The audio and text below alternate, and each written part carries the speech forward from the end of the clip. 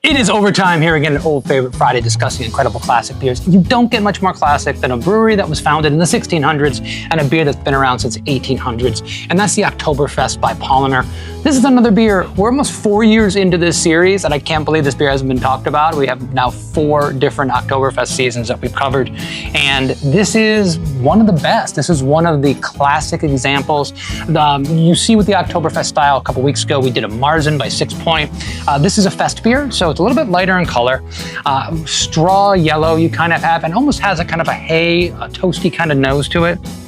Almost a little bit of lemon zest. And they're very subtle, floral hops, a little bit earthy. This is just a great beer. This is so drinkable. It's so classic and so clean.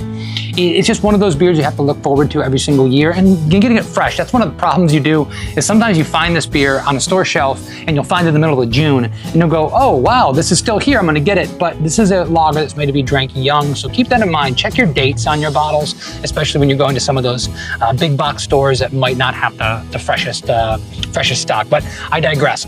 Paulaner's a fantastic beer. There's tons of beers that they do that are really, really good, but this is the one that they're mostly known for. If you go to any kind of Oktoberfest celebration in the US, at least the ones locally, to me, this beer is always pouring. This is the classic taste of fall in Germany. Just the right amount of bitterness to balance out a little bit of that sweet malt, a little bit of caramel flavor.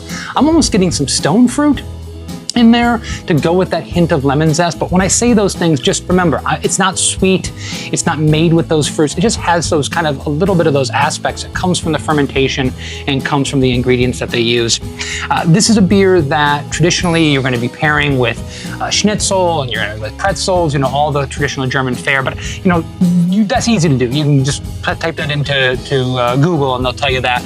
I was thinking more for this beer of something like smoked salmon would actually go really well together. Smoky flavors can go really well with lagers of this kind. I think in the body wise, because it's clean and crisp, it can kind of match up with some fatty things and kind of cut through that.